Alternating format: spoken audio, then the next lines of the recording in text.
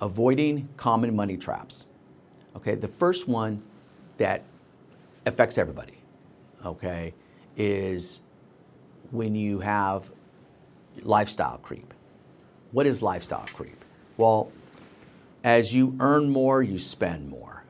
You buy newer cars, you buy a bigger house, you buy, nicer clothes, you go on more extravagant vacations. That typically happens because you're earning more and you're growing and you're developing and you have a family, and those are great. I mean, I love when that happens. However, when you are having to continuously earn more to live that lifestyle because you can't change your work habits and you're not able to invest and build and grow, but you're just spending, then you're living paycheck to paycheck, then that's lifestyle creep, okay?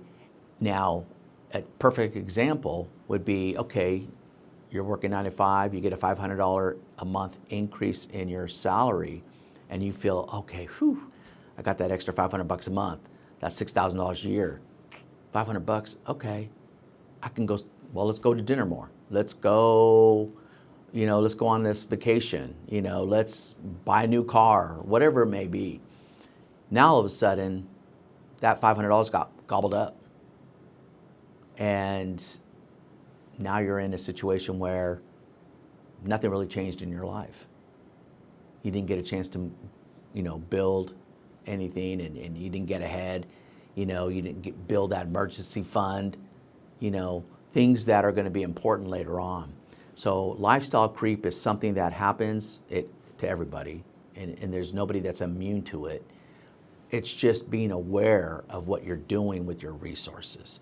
So I really encourage you to pay attention, make sure you are living within your means, and quite frankly, you want to live with below your means. So if you had that extra 500, put that away and then continue to live the way you're living, and then to where you actually have, an emergency fund and things that will take care of things that pop up on, all of a sudden, and then your car goes out, or your house has problems or something like that. So anyway, that is a big issue, across the U.S., across the world, to be honest with you. It's really just spending habits, okay? The other is what I refer to as the monthly mindset. The monthly mindset when it comes to, payments.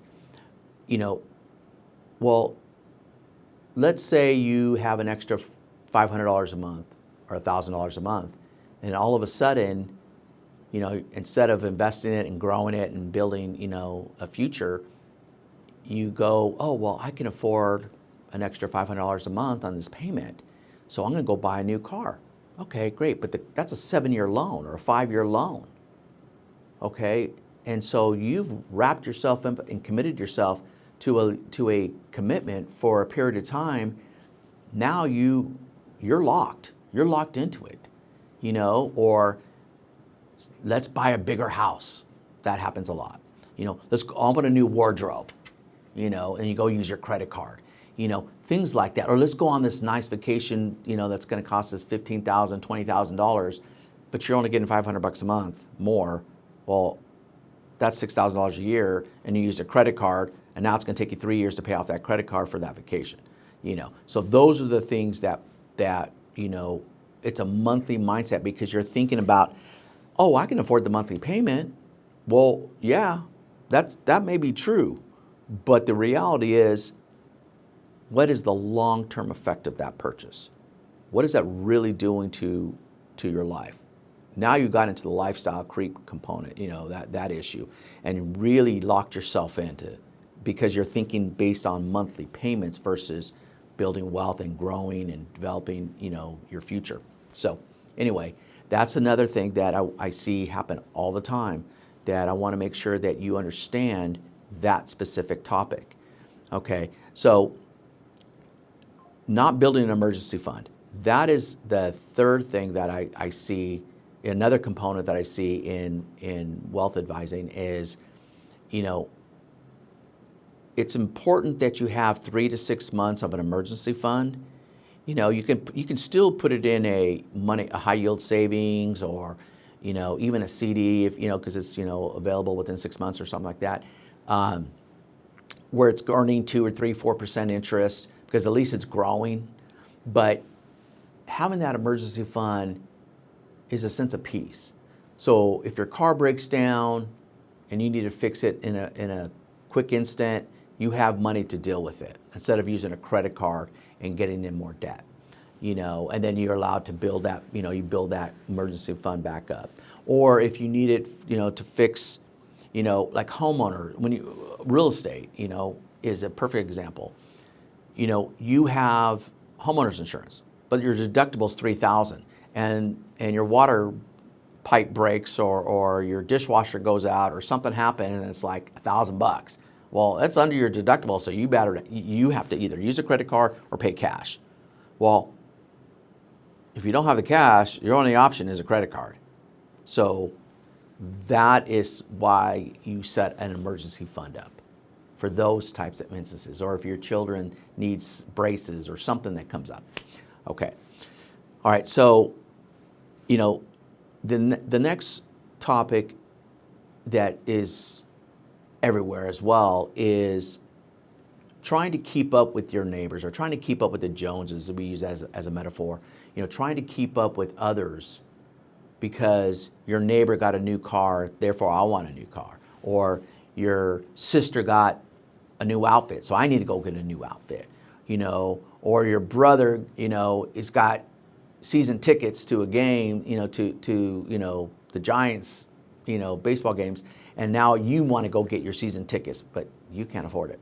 You know, the reality is people will tend to try to keep up with others that they're associated with, and it does create issues for you long term, especially when, you know, when you're in a position that you know, you shouldn't be overspending. You should be spending less than what you make. So, you know, that is also, we call it keeping up with the Joneses as a metaphor, but that's the reality. That happens every day. And so keep that in the back of your mind. Do you really, really have to keep up with everybody around you? How about build your lifestyle based on what you and your companion, your spouse, what you guys choose, you know, or what you choose if you're single, you know. Build a lifestyle that you want, not what others have, okay? So make sure you don't worry about keeping up with the Joneses. Okay, so the last piece I'm going to leave you with is ignoring estate planning. You know, ignoring insurance, ignoring the things that are critical when building a long-term plan. I've been speaking about these things quite a bit, you know, retirement planning and other things, but what's important is to have that long-term plan, okay? Because when you don't build a plan for tomorrow and you live for today, which is fine, but you tend to put yourself in a difficult situation 2, 3, 4 years down the road because you didn't prepare, you didn't plan. That's why it's important to start planning for the future, or at least keep it in the back of your mind where you're at least putting money away to invest and grow, so you can make sure that you're going to be okay later on. Because if not, later on it's going to come up, creep up on you and bite you, you know where. So that is something that happens a lot when you're like in your 50s and all of a sudden, retirement, there's no way. I got to work till 65 or 70 or whatever it may be. That's why you see older people working longer. You know, inflation has kicked in, and you know, you have all these other things that you didn't prepare for. So, you know, those are some things I want to make sure I leave you with as far as avoiding common money traps. You know, just be aware of how things are transpiring in your life, you know, and make sure that you are paying attention. Okay. So anyway, any questions, feel free to reach out to me. All right. Thank you.